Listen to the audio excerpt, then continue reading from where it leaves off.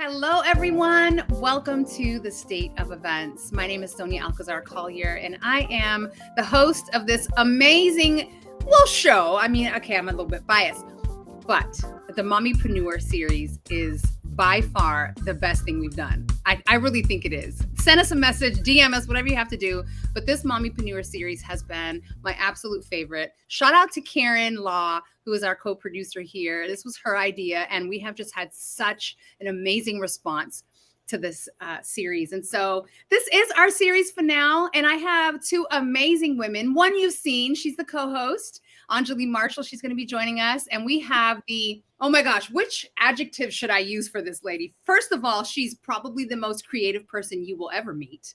Her name is Olivia Neal Howell from the Olivia Neal Experience, also known as T.O.N.E Global. So I'm going to start welcoming these ladies to the stage here. Hello, Miss Anjuli and Miss Olivia. It is so good to see you. I'm super excited, and thank you both for being here. It's an absolute honor to be here with you. And what an introduction. The feeling is mutual. I had the pleasure of getting to work with you on an event that was difficult to describe. Great opportunity, but wow, learned a lot about each other, fell in love fast. We went high, low, and back again. We did. And now you're here. Now I'm here. Now we're here. And we have Anjuli back again. Thank you so much for hopping in and doing this sort of series finale co-hosting. It's always a pleasure to have you. Of course. Thank you so much. I could not miss out on Mommypreneur anything. So the fact that TSOE is doing this is like amazing. And I'm so excited that you're here, Olivia. I can't wait to dive in. Man, you guys have really built up the pressure on this. No pressure. Just be you. That's why we want you, because you're you. Right. Oh my gosh, I wouldn't have it any other way. You alone are just, first of all, if you do not know Olivia, you got to meet her fast. I'm just going to put a quick flash here of how to get in touch with her. There's her IG, her handle there. And then we also have an email address. You can get in touch with her. Take that down now. For those of you listening on the podcast, we'll have all of those how to connect with our guest things for you at the end here. But just to start us off, Olivia, I'm going to give a little context of how I met you, why you're here. One of the first phone calls we had, because I think it actually sets the tone, no pun intended, but it sets the tone a little bit on how just mothers and how there's already this sort of connection when we find out like, hey, this is my life and we're going to be working together for a certain amount of time. But we were brought on board with this amazing event. If you don't know about it, and if you don't know about the platform, Evoke, and shout out to Deanna Gravelis, being another mommypreneur who is killing it. Incredible woman.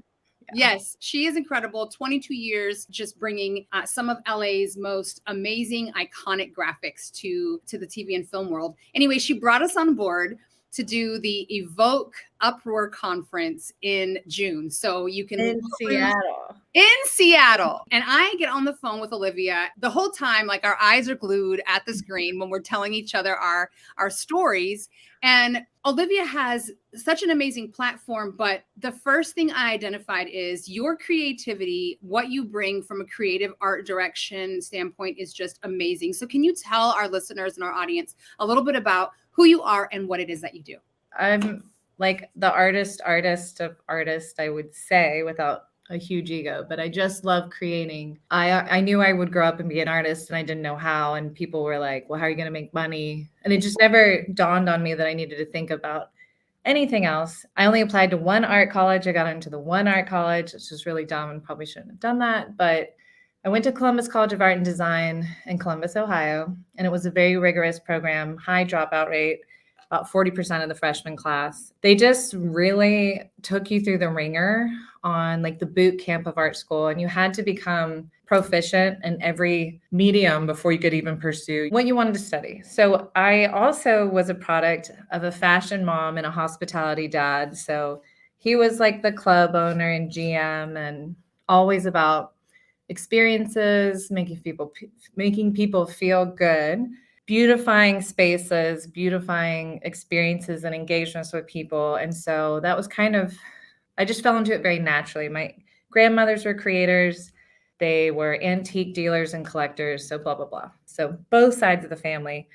And then I got my Bachelor of Fine Arts with a BFA in fashion design, a minor in art history because that's cool. And then I fell into motherhood pretty quickly. I don't know how far you want me to go into that, Sonia, but like by the skin of my teeth, I made it out of college. Please do tell. What does that mean for you? So I thought I was going to be Madonna and take over New York. That wasn't happening. I was still in Columbus, Ohio, and working on getting out of school with a degree. So I was very lucky to be in a place that had Les Wexner and Limited Brands, and then all of the Abercrombie stuff. And yes, that documentary was very real and very much the time I was there. I don't know if anyone's seen that right now.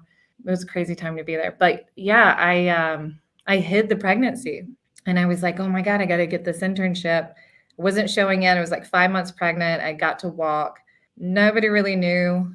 I was very tired, 23 years old, and trying to start a career at the same time and be like, oh no, like, it just wasn't ever part of the plan. I got an internship, and the first time they turned me down, they're like, you don't really fit in here. Like, you're not an Abercrombie type. And it's funny because they pulled in some of the best talent from all over the world.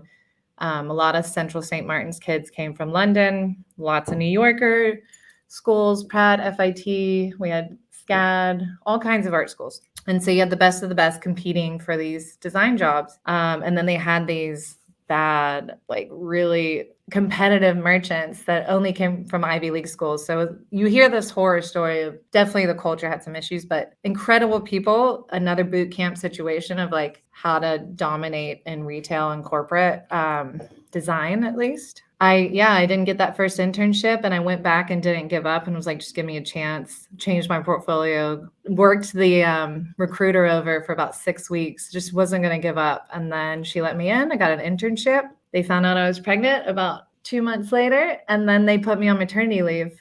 And that just started my path into corporate design. And that's what I mean, skin of my teeth. So like first kid, first job, I had 6 weeks of maternity leave, and I was grateful. Yeah. Wow. Yeah. That's actually pretty, obviously a pretty interesting journey, but you didn't lose your job for this. And so that's what I saw the light on that, Sonia. I'm an eternal optimist, and I thought it was pretty rad that they took a chance on bringing me in fresh out of school. They must have seen something, but I had a really great manager, and she was a female, and she didn't have kids, but I think she just knew I was going to like work really hard. And so she's like, okay, you can have 6 weeks. And in the grand scheme of things, that's no time at all. Second baby, 6 weeks, I'd been like completely offended. At that age, you're just like, oh my God, I just need income and like stability. Thank you. I guess you're young enough and dumb enough and resilient. You're just like, okay, I'm going to have this baby and let's get to work. I want to talk a little bit and have some cross dialogue about this. So first of all, was this a single mom feat, or did you have the involvement of your son, right? Yeah, I have a co-parent dad who's been phenomenal my son's entire life. He's 17 in November. So he's 16. Yeah. So his dad is a rock star. Like we co-parent very well together. And yeah, I mean, he was equally 23 and pretty green, still trying to figure out his life. I mean, it's not one of those things where you're like, yeah, right off the bat, that's what I want to do. Like, well, at least for me, again, Madonna, New York, there was like a big trajectory there that was going to happen. But I will say, I was a little rowdy at that age and needed like that straight and narrow. And as soon as I got pregnant, it changed my life dramatically. And I was put on this trajectory of like, now I have to boss up and prove to everyone that yes, even at this young age, I'm going to crush. And there was one other woman who was doing it, and I just idolized her, but Donna Karan did the same thing. Oh, wow. She was like building out DKNY, preggers super early. I can't quote exactly which date, but I want to say it was somewhere around that. And the weird thing is my mom was 23, her mom was 23, I was 23. And I was like, okay, we can do this. I would love to know how you set your eyes on that internship, and what was it that you thought that internship was going to bring for you? What was it going to do? I mean, at that point it was cash, because either I was going to get on a government program, and I actually did a little bit. Like WIC was like my way to get some essential groceries at that point in my career. My son's father was local and very generous, and she started paying our mortgage or our lease, at that age. And Columbus was such an affordable place to live that you could get by. And so I really didn't need that much, but I quickly understood that I needed to provide. I've always been competitive. Sonia will tell you that in the short time she's known me, but like I was a competitive swimmer, you know, I was a dancer, a skater, a horseback rider. Like I like to win. I like to do things fast. So I just really wanted to prove that just because you're pregnant doesn't mean you're not wicked talented. And so at that point, it was money and stability. Okay. So then you're given 6 weeks. 6 weeks. That's fire. And then what? Yeah.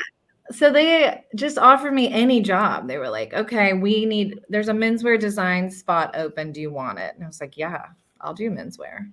I'm basically a boy. I have 2 brothers. I was like a skater girl, kind of punk rock. And that's why. I'm basically a boy. Yeah, basically a boy. I was a boy. I love boy culture and I have 2 boys. And oh, I hear one now. I worked there for 5 years, but then again, I wanted to. Hi. Epic. This is the new. Amazing. Epic. The new Oh, boy. is he going to make a cameo? Oh, he just ran. I love it. Hey, welcome to the Mommypreneurs. Right. So 5-year-old boy now, like nice 11-year spread.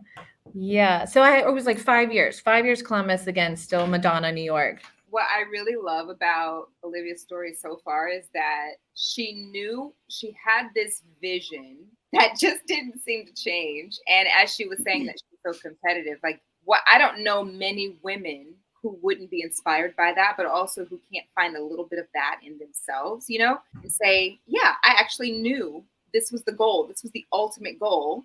And a lot has happened along the way, including mommyhood, including getting pregnant. But what I love so much about what she said was that, you know what, that didn't stop me. It wasn't going to stop me. And I know from my personal story, like it took a second for me to get there because I initially thought, oh, okay, well, I'm going to have to hang that dream up because now this has to be the dream. My tummy is growing and life is changing and I want to learn to embrace that. And that's great. But my life is now, it's changed. And I love the fact that she was like, yeah, no, I had 6 weeks and I knew I had to make it work. Yeah. And it's also something too, just to kind of piggyback off of that. It's like all of us have such unique stories and it's making me kind of go back to how my life as a mom has unfolded. And every large change for me was a pivot, right? For you, you stayed committed and it was like, no, this is the trajectory. And this is just a stop along the way to that same thing I had always thought about when maybe I was 15 or, fantasized about as a kid. And for mine, it looked very different in such that every major thing that happened actually produced a pivot and it looked different than what I had fantasized about, but yet still leading to ultimately, whatever that purpose was supposed to be anyway, but it just looks so different when it's like either there was a pivot involved. And even, this came out in a conversation I had with our producer, Karen. It's kind of like every time something major happened, you reinvented what you were doing. And I was like, you know what? I think for all of us, we have a way that we take on changes or circumstances. I feel like it's a travesty when women discount their gifts and their talents and what they want to do because of motherhood. And in fact, there was, and thank God, Anjuli, if you did put it down for a second or consider it, and then you came back, because clearly you're here on this entrepreneur and mommypreneur series. But like even my 23-year-old co-parent was like, well, now we're pregnant, we have to settle. I was like, no, there are some of my like people out there in the world still going hard and reinventing themselves and evolving. I always wanted to keep going. I had barely made it out of Tennessee, you guys. Like I needed to like go. There was like a whole world that I needed to go see. Olivia, where are you from? I'm from Knoxville, Tennessee. You're from Knoxville. And my mom's in Louisville, Kentucky. So we had time there, but I was born in North Carolina. So I've just I feel like I've moved. I mean, I know I've moved every 9 years. Bye, baby. Go to dance. Yeah. I love it. It's time. No. And even now in Seattle, watch out for that, baby. Even in Seattle, I've moved on the 9th year of being here. So like I'm a bohemian on this 9-year. So it's almost, even my husband's like, well, I guess we're only here for like 6 more years and then we're going to be moving. And then it's time to go. That's our your pseudo military life. Here's a little bit to talk about how. So you were obviously working in this retail space. How did we get to what we see now in the Olivia Neal experience? Yeah, so it's nice learning corporate because they send you all over the world. And so for a minute there, I was like, oh, this is the bee's knees. I'm going to travel to Southeast Asia. I turned 25 in Hong Kong. I've been to Tokyo, South Korea, Japan, India. Yeah, it was pretty awesome. But then, so at the 5th year, my dad always told me I have a 1, 3, and 5-year plan. So I was like, okay, by 3 years, I want this promotion. By 5 years, I want to like change jobs. Right on like the anniversary of my 5th year, I was like waiting for stocks to vest and recruiters were calling. And I don't know if they knew or if I had manifested it, but I had a call from Texas, New York, and Seattle. And I was like, well, with this kid, I don't really want to go to New York right now. And I didn't know if my partner would move with us. And then, I don't know, I was flown out to Seattle and interviewed with Eddie Bauer, also a menswear position. And I was like, oh man, this is gorgeous. Like Pacific Northwest, trees, water, nature. I was going to be a superstar because like Abercrombie was hot, hot, hot at that point. But fast forward 9 years later and you're just like, oh man, like, I don't want to just keep drawing the same thing. Or there became a point in my career where I was like, what is next? Like I'd almost been thirsty again for like art school and like who I was as a person. I had just been like perpetuating what like the executives had been wanting you to be, how to fit into a culture that you really didn't champion. I really love innovation and moving fast and like kind of pushing the status quo. And that doesn't always pan out. And especially there was a big learning curve where you grow up at a place and cut your teeth in a corporate that's like Abercrombie versus a corporate that's like Eddie Bauer. It's just night and day. Anyone that's dealt with Seattleites versus New Yorkers, it's just not, you're communicating completely different and things mean completely different things. So I eventually got fired. I put in 9 years. It was such a gift. And it was right before the pandemic. And I had like worried about all this stuff. Meanwhile, I had a second child. But yeah, I had all this shame of like, oh my God, I didn't get this director role. I didn't do all these things that I thought I had to do in my corporate career to define my success. And getting fired really opened up the chapter to where I am now and like finding myself again as a human. I love that. It was pretty awesome. I don't know why there's so much shame about being fired, especially if you do it for not fitting in a culture that you don't really want to fit into. And I also think that like sometimes it's necessary for us and us as in mommypreneurs, like we need, I don't know what it is about fitting into the, like just kind of settling into the grooves. It sounds like you were just settling into the grooves, but there's probably always been this little voice in the back of your head saying, push the envelope, push the envelope. Do it a little bit different, but because of the babies, because of the need for stability, you probably just were like, you know what? I'll do it later. I'll do it next time. I mean, exactly it. I knew that my time had been coming to an end at like 5 or 6 years again. And still I went another 3, but I had gotten pregnant and I was like, oh, I have all this time and vacation and maternity leave and like seniority. And that's why you stay. You stay because of the next child or the benefits, which is so crazy. You're not staying because you're passionate or happy to be there. Well, thank God you were let go. I know. It was like a year later where I got to post like, thank you, Mike, for telling me I no longer fit in. Because sometimes you see that push because the other motivation is how are you going to support your family? You have to make moves. I want to actually get a little discussion here going about this interesting concept. We all come from different industries. I come from events and entertainment. Anjuli having a long career in television, in journalism. And then here we are with not only retail, but a big corporate experience with you, Olivia. Can we all just maybe give an example of, and this is not in any way it's not a male bashing platform or series, right? Right. But I do want to kind of show a little bit of the experiences that we've had with our male counterparts. And so in your particular industries, and I'll answer as well. But in your particular industries, what are some of the stark differences between the gender roles at work, in journalism for you, Anjuli, in retail for you? And I know that for face value, Olivia, most people, if they don't know a lot about retail, it's a female dominated, but you then went through the corporate side of retail, which I'm sure is still very, maybe not to date, but maybe back then was still very male dominated when you got to the corporate level. So what are some of the challenges of those gender roles that you faced in your particular industries? Who wants to go first? I want to hear from you, so I would love to hear. I always was like, man, I wish there'd be a movie about this stuff, because it is a boys' club. It really is. And like, a woman is called passionate, or is deemed bitchy or like intense. Olivia's very passionate, and you're like, if I'm direct or candid, it's like aggressive. It's deemed aggressive. But like dudes do it all day long, or they're frustrated, or they didn't get a deliverable, or whatever it is. And like, honestly, part of the reason why I called my company T.O.N.E is because I now have a tendency to get a tone of voice. So I wanted to keep an eye on it. But I've also been told that sometimes the communication is too direct. And I just think that there's a double standard there in my culture, in that corporate culture before. There was a time where they were like, well, you can't do that to your hair, or you need to smile more, or just like really weird stuff where you're like, dude, if I was just a dude, especially in menswear, like you manage it for so long, but you don't get a title. And then there was a specific time where I was like, okay, I'm going to advocate for myself and do this test.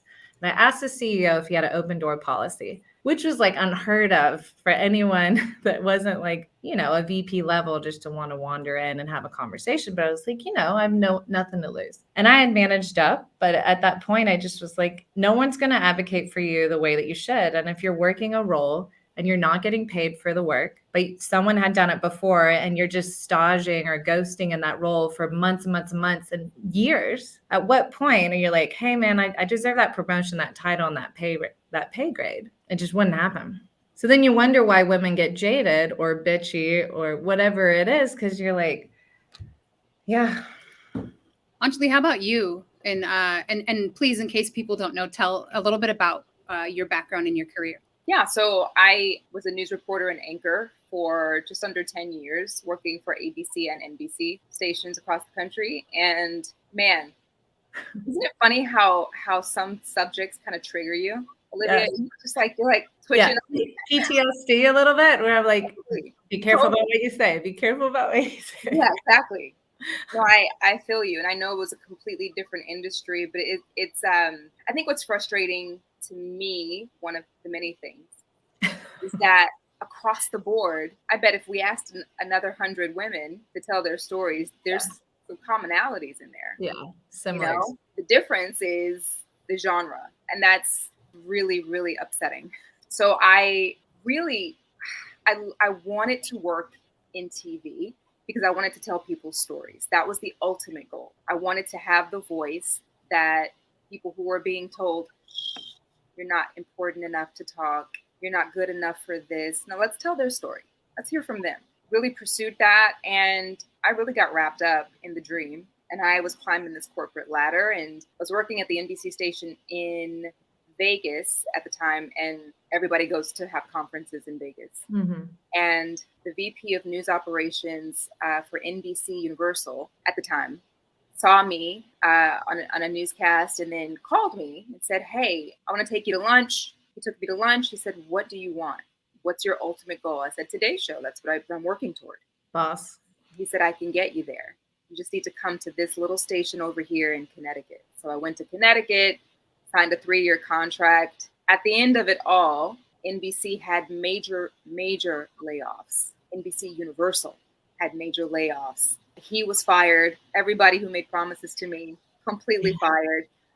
But the news director that I was under at that as NBC station in Connecticut did not tell the truth about the position that I had been hired for. Mm-hmm. And so you have all these people who were vying for the position that I was hired for. And then he didn't tell them that I was coming in at that role, at that level. And so you have all these people thinking, oh, she's just this, she's just that. I'm walking in with authority. I know what my contract says. I know what my agent negotiated for me. I know why I came here, but nobody else knew. And so I had to fight tooth and nail just to be heard. Yeah. And when my voice was heard, I was considered bitchy. I was considered spoiled, or, she came from Vegas. She's from over there. And yeah, it was just a very deteriorating. Yeah. Wow. Over time. It's almost like there was also this regional element that you were coming with the that too. Stereotype or the stigma, and God forbid you had gone to a little southern state coming from LA, that had a lot to say about you there. And I'm from the South too, so I'm from Arkansas. I was going to tell you, hey neighbor. So you know how that is. I mean, obviously these are general terms I'm saying. Sure. Here, of course, yes. From my experience growing up, being raised in the South, there's this mentality that the limit is the sky.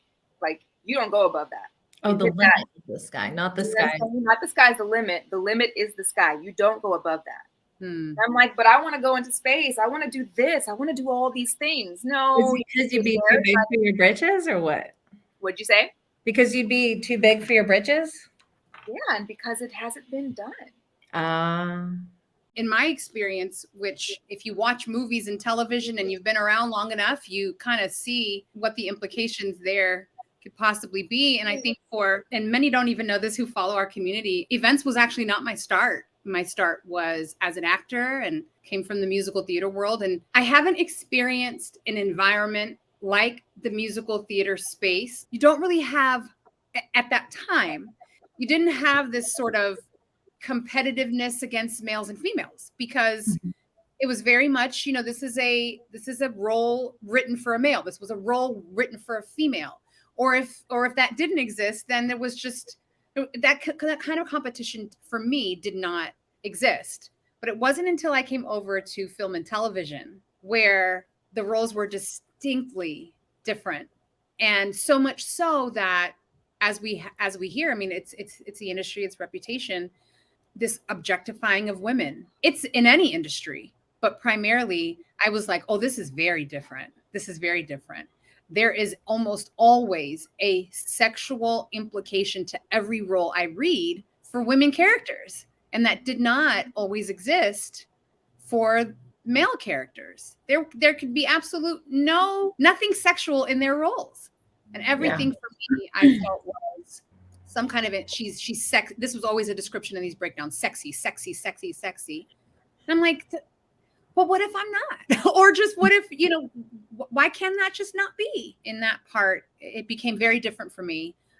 Almost so much so that when I noticed that my career was more so turning to producer, I felt safe. I felt that I can produce, I can direct, I can write, I can do voiceover. My image is completely irrelevant when it comes to doing voiceover work. And so I didn't necessarily intend to get behind the camera. It actually was just what happened with my career. And I believe it was God's purpose for me to get more behind the camera and understand production. And as you know, Olivia, you've worked with me in events, and, I became producer, and that felt like I didn't have to deal with this dynamic of this gender role difference. It's interesting when you say about the gender and the sexy and like the way that you come across, because heaven forbid, like diversity, equality, and inclusion was just starting when I was like moving out of the industry. It was like a completely new department.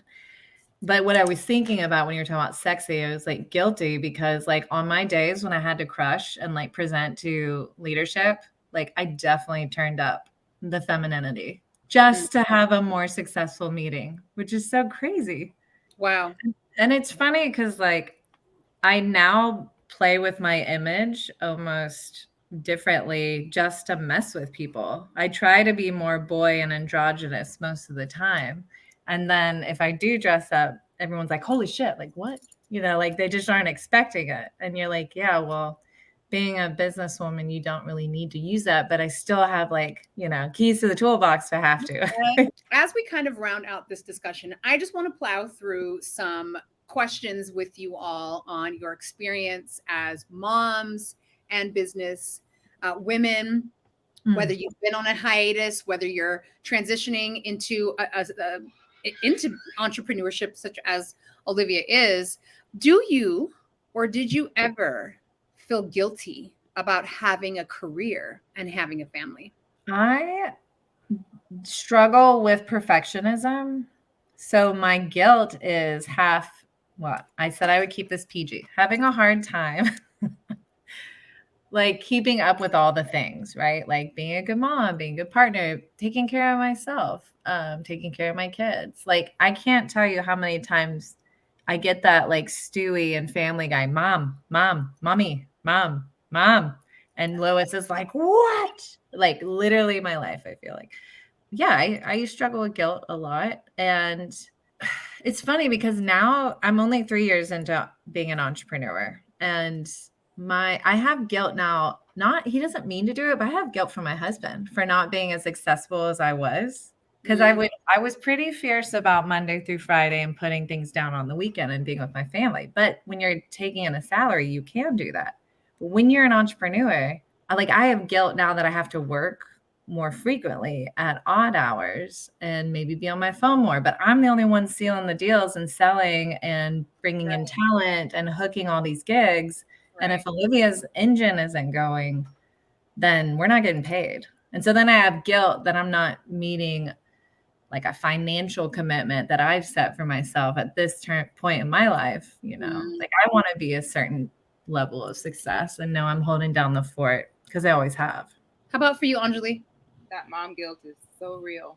Mm-hmm. So real. And nobody else, well, I shouldn't say nobody, but again, I'll speak for myself. My husband doesn't put it on me.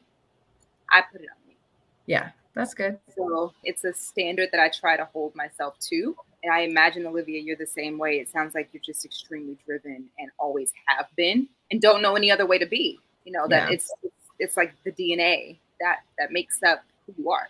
So what do you do with that, and how do you balance? I think it's something that I don't know if you asked other moms, if anybody would say that they don't struggle with this in some way. I would never expect to hear, "Oh yeah, I got it, I'm good." Yeah. No, you're lying. You're lying. You're lying. Yeah. That's not true. I'm trying to just be a little bit kinder, Anjuli, about this. It's just like, if you're kind of managing, that's good enough, I think, at this point, like all the various things. And honestly, like with a 16 and a 5-year-old, you're in like the busiest time of your life. And my mother-in-law recently, like before she passed, she had told me, she's like, there's gonna be a time where like these years you'll look back on and they're so busy and you're exhausted and you're running to practices and you're doing all this stuff. And then all of a sudden you get that empty nest and you're like, well, what am I going to do with my time? Like, so I'm just trying to be grateful, less on the mom guilt, but more grateful for like, at least I've got stuff to do. Anjuli, you have 2 children who are young in age. They, for all intended purpose, they have a built-in friend at all times.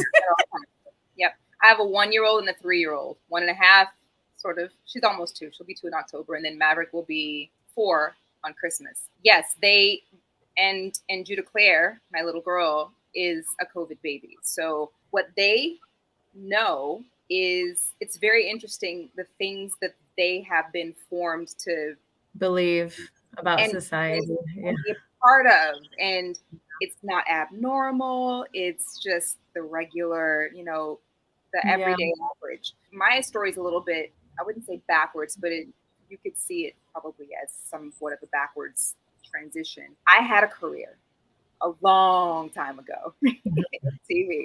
And when I divorced and I remarried 10 years later. And so my husband, we knew we were going to have 2 babies, boy in our 5th year of marriage, girl in our 7th year of marriage. We knew that. You planned this?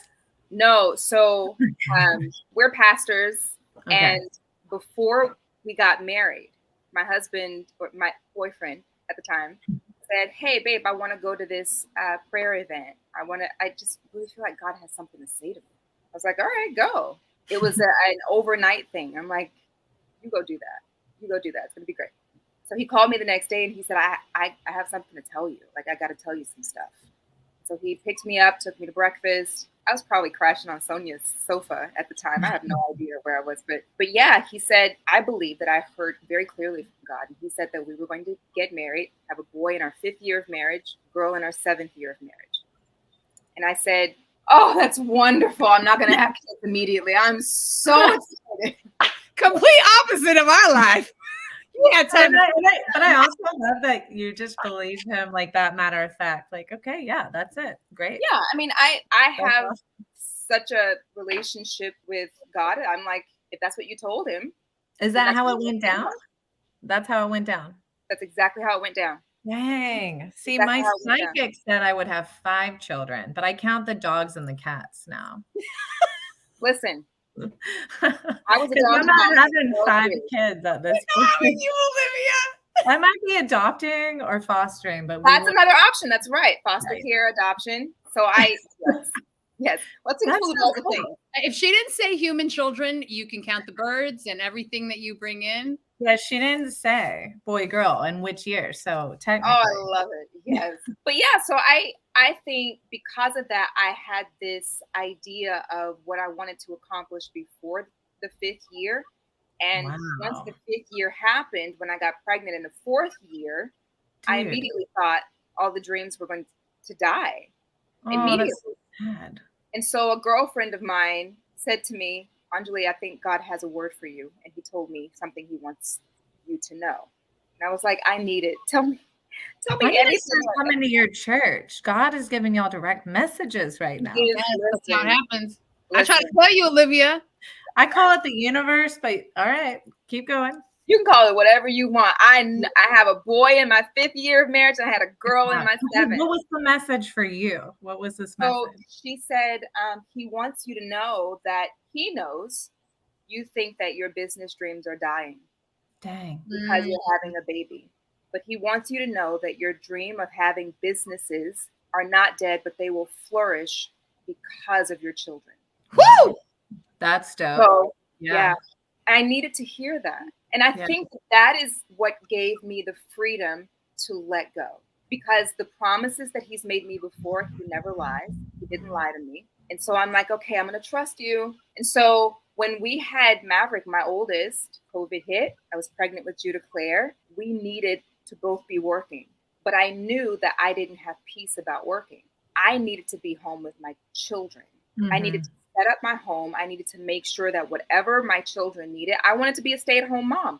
I've never wanted to be a stay-at-home mom, but I had this urge, this craving that I didn't understand or I couldn't really explain it. And honestly, I felt guilty about it, but it was a process. When I finally felt, I was in the shower, which normally happens, and I just felt like the Lord was saying to me, it's not now, but I am calling you back into business. Not now, but I'm calling you back. For yourself. For me. So cool. Start getting ready. Wow. So I thought, wow, that's really great. Not now, because he kept saying not now. And I was like, that's great, because I can't handle it right now. It's too much. And so it was too much because I was finally okay with being a stay-at-home mom. Yeah. I was finally there. Yeah. There's something about that guilt too, of like just being a stay-at-home mom. Yeah. My mom was a stay-at-home mom. Always. My mom was a stay-at-home mom too, until the point where I remember she said to me she was going back to school and all this stuff changed. And I really think that because my story is a little bit backwards, it's a little bit different, it's an encouragement to anyone who's, maybe watching. It's like, whatever the dream is in the moment, whatever it is in the moment, it's okay to be present in the moment, because the dream may change. And now it's like being a stay-at-home mom. There's a part of me that's like, oh, I still love part of it, but I want the freedom to help other business owners to become business owners they want to be, which is why I started my business. I can do that while staying at home and taking care of my babies if I want. That was one of the highlights, I think, about COVID, because ironically, it was a year of abundance, even though that was a crazy, crazy year. But there was a moment to slow down and have this introspection of like, what are my priorities? Oh yeah, these humans are here with me now, and time is finite. And if you didn't like get a reality check during that time, like you missed the boat completely, because it was just like, oh shoot, like what have I been doing? Like I would not see my kids from like 7 a.m. and I'd have to pick up at 6 when daycare closed. And then sometimes I'd take them back to the office and like have to bring dinner back to the office to finish up stuff and leave again. And then all of a sudden during the pandemic, we were all home. I got to take my kids to school. I got to go on field trips. You know, I had also been recently fired. But it's funny with that guilt thing, just to full circle back, I was like quantifying how much money I was saving us for the daycares and for the commuting and all this stuff. And I'm like, this is kind of a wash. Maybe my income really was just to keep working and not being with my family. You know, it was kind of a cool perspective to have that. So we're going to end on this little fun tip that we have been doing for all of the episodes. And that is some fun, silly mom questions. Yay. Okay, are you ready? Okay. Anjuli, I'm going to start with you. Wait. What is your favorite thing to do during mommy time, alone time, self time? Sleep. Amen. That was easy. Next. Okay. Here we go. Sleep. What is your favorite kids snack meal or leftover that you actually now buy for yourself? Salt and straw is a good one. Mm-hmm. Tell the non-LA people what that is. And on Portland, I think. Where is Salt and Straw? Yeah, they have them in Seattle too. Seattle, yeah. They are a fantastic ice cream company, and they make brilliant flavors that sound to the unadventurous. Sound horrible. Honey lavender is my all-time favorite. Oh, that's the one. That is the only good one I've had there. Sorry, no offense. I don't like it. All right, so my husband just brought that home last night. Oh, I'm coming. After we put the kids down, he ran up the street because there's one like less than a mile away, and he brings home this bag, and it's salt and straw. And I'm like, he loves you. Yep. He either loves you or he wanted some special attention. I think it's a little bit of both. That is a good man bringing you ice cream. Olivia, are you ready? Yes. What is your favorite kids snack meal or leftover that you actually buy for yourself? I now buy fruit snacks because I will like go without eating for too long, and I'm like a serial snacker, and I'll just go from like client to client, event to event, and then I need like that sugar boost, that blood sugar high. Yep. So I'll just like go into those little gummy snacks, and now they have the healthy ones. Costco. Oh, yes. They got the organic ones now? Yeah, the Costco one. So that's They're what amazing. What is one trait about yourself that you see in your children? they're pretty competitive, and I'd say they're pretty goofy though. Like the one thing that my husband and I really wanted to instill was like a good sense of humor. So they like to wild out, and yeah, even Cohen's very shy. Gardner's the extrovert, but when you get to know Cohen, he's pretty hilarious. So I guess I'm calling myself funny. Do you have to warm up to the people before all of the comedy happens? No, it's usually like my icebreaker, like just be a goofball. And if I can get someone to laugh, like that's always my MO. And the favorite thing that you do during mommy time or alone time? Alone time is similar like that. I need like that spa time. So even just a hot bath at my house, but I've beautified the space. So there's like eucalyptus hanging, and I have my bath spa table thing in there and a candle. And then I listen to, like meditations in the bath and read. But I'd say my husband's pretty good about letting me get out. So I'll do an overnight too at one of like the local spa hotels just to like decompress. Olivia, you have been so much fun. I don't think this is your first time here. I'm just saying. I mean, we've already drawn Anjuli back to the television screen. So, we might have to pull you back. Can you please tell everyone what is the Olivia Neal experience? How can they get in touch with you?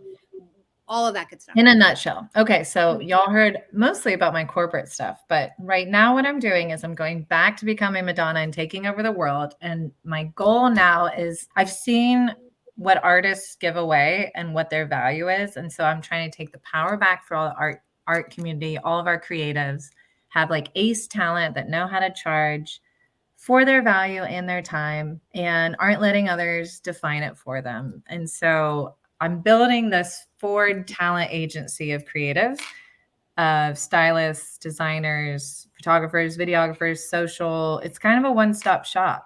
And that's really why I called it an experience, because if you can concept and think through the beginning and then that whole 360 back-end consumer experience, like that to me is like so fun. And before it was just segmented, but a lot of the talent that I'm working with is multifaceted, interdisciplinary, just stacking the deck with the best people to work with and just plugging them into gigs.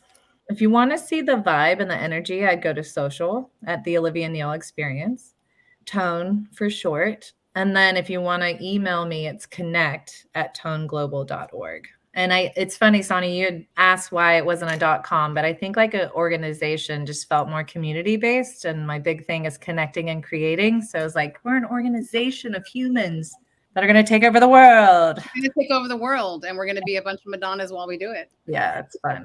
It's fun. I totally get Pinky in the Brain from you. Oh, totally. That was very much, I love you for knowing that reference. You have my heart. I love it. Thank you so much. Oh my gosh, you guys. For being here. This has been so really much fun. fun. Yeah. So much fun. Anytime. Thank you, Anjuli, for joining again. You are, I'm telling you, you're a fan favorite, girl. They ask about you all the time. Well, I'm here. Olivia, you are amazing. Ditto, ladies. Keep it going. Yeah, we will. Mommypreneurs unite.